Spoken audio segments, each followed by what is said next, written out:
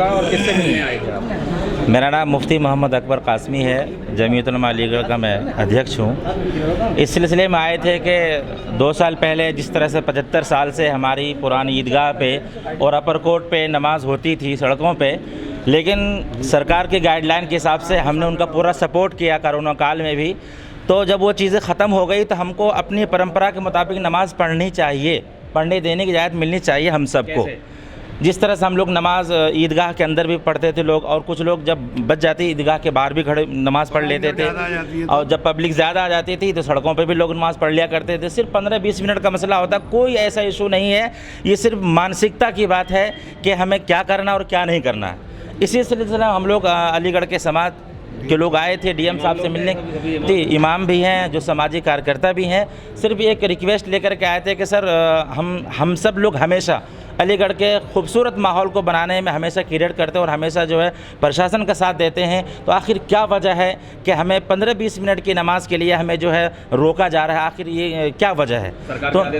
तो उन्होंने कहा कि भाई 75 जनपद के अंदर जो है ऊपर से आदेश है, इसलिए हम इमीडिएटली कोई ऐसा फैसला आपके लिए नहीं कर सकते हैं। अगर आप पहले आते तो हम कुछ सोच सकते थे। तो हम ज़िलाधिकारी की इस बात से बहुत सहमत हैं और हम खुश हैं, और हम अलीगढ़ और अतराफ़ के तमाम लोगों को एक रिक्वेस्ट करना चाहते हैं कि हम हमेशा प्रशासन के साथ रहते हैं और रहते रहेंगे, और प्रशासन भी हमारे साथ है। इस बार ईदगाह में 2 नमाज होगी। पहली नमाज 6:45 पे है, दूसरी नमाज 7:30 बजे है। शांतिपूर्वक तरीके से आप लोग ईद मनाएं और अपनी खुशियाँ दूसरों के साथ भी बाँटें।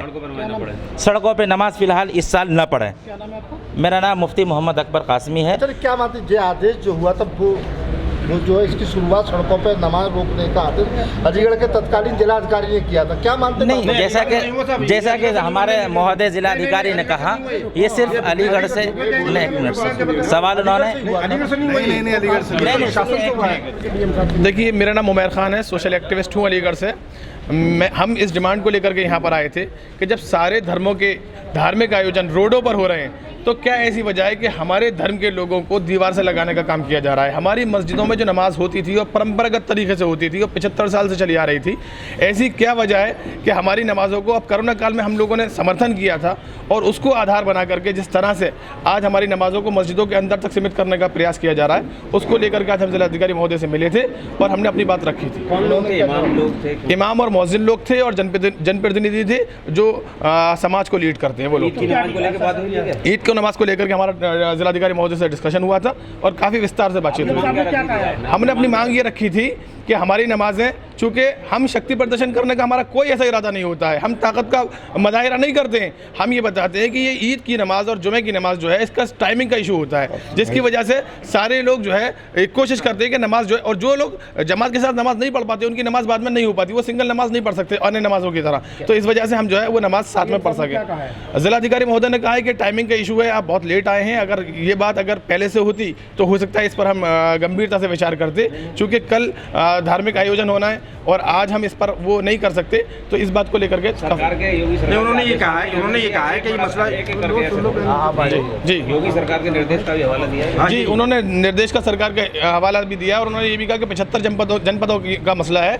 मेरे अकेले जनपद का मामला होता तो मेरे दरवाजे तो हर पीड़ित व्यक्ति के लिए हमेशा खुले, लेकिन 75 जनपदों का मामला है, इस वजह से मैं अकेले दम पर अपने आप से कोई निर्णय नहीं दे सकता हूँ। तो ये उन्होंने हवाला जरूर दिया। क्या मानते हैं?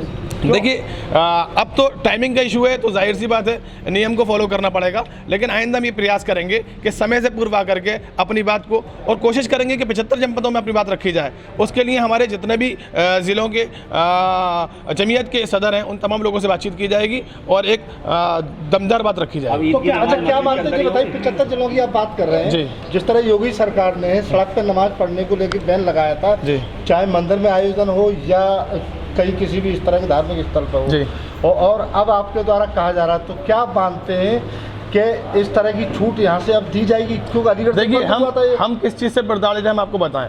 सारे धर्मों के कार्यक्रम रोडों पर हो रहे हैं। अभी आप होली का त्यौहार देख लीजिए, हम किसी धर्म के खिलाफ नहीं है, हम किसी व्यक्ति विशेष के खिलाफ नहीं है, लेकिन आप ये देखिए कि सारे प्रोग्राम रोडों पर हुए, चाहे वो कांवड़ यात्रा हो और चाहे वो होली का ये पवित्र त्यौहार हो, सब त्यौहार, नौमी का त्यौहार हो, सारे त्यौहार रोड पर मनाए गए।